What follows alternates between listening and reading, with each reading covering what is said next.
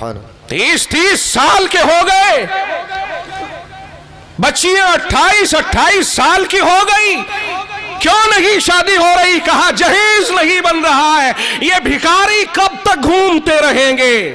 یہ لالچی کب تک گھومتے رہیں گے؟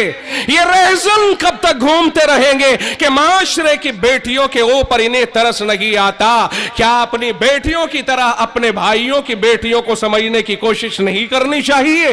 کیا یہ گاؤں کی بیٹیاں گاؤں والوں کی ہی بیٹیاں ہیں؟ کیا میری بیٹیاں نہیں ہیں یہ؟ کیا میں ان کو اپنی بیٹیوں کا درجہ نہ دوں؟ کیا میں یہ نہ سمجھوں کہ یہ ساری امت میرے محبوب صلی اللہ علیہ وسلم کی امت ہے؟ اور میرے محبوب کی امت ہونے کے یہ معنی ہے کہ آپ نے سب کے دل میں درد پیدا کیا ہے۔ رب کہتا ہے انما المؤمنون اخوۃ، سارے ہی ایمان والے بھائی بھائی ہیں۔ محمد الرسول اللہ صلی اللہ علیہ وسلم فرماتے ہیں کل مؤمن اخوۃ، سارے ہی ایمان والے بھائی بھائی ہیں۔ ادھر سے رب نے کہا، ادھر سے رسول اللہ نے کہا سارے مومنین بھائی بھائی ہیں۔ جب بھائی بھائی ہیں اور ہمیں بھائی بھائی کا درجہ دیا گیا ہے ایمان کی بنیاد پر، ایک مومن للیا نے کا ہے، ایک آگرے کا ہے، ایک شکوہ آباد کا ہے، ایک فلاں جگہ کا ہے، ہر ایک ایمان کی بنیاد پر آپس میں بھائی بھائی ہے۔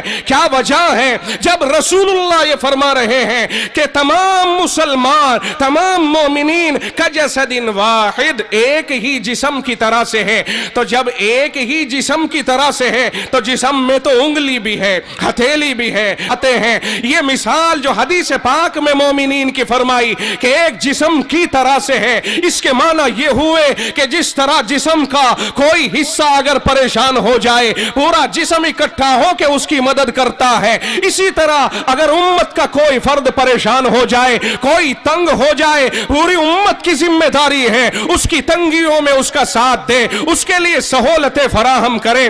اس حدیث کو سامنے رکھتے ہوئے اب آپ سوچئے کہ ہمارے لیے جوان بیٹیاں ضرورت بنی ہوئی ہے کہ ان کا نکاح کیا جائے۔ دوسرا طبقہ چاہتا ہے اس کے باپ سے اتنا مال لیا جائے کہ میرا گھر بھر جائے۔ آپ بتائیے اگر یہ انگلی چوٹ کھا جائے، پیر کہے میں تیرے لیے نہیں جاؤں گا، آنکھ کہے میں تیرے لیے نہیں دیکھوں، زبان کہے میں تیرے لیے نہیں بولوں، کیا بدن ایسا کر سکتا ہے؟ نہیں کر سکتا۔ پھر معاشرے کے اندر یہ سب کچھ کیوں ہو رہا ہے؟ اس کا جواب قیامت کے دن دینا پڑے گا۔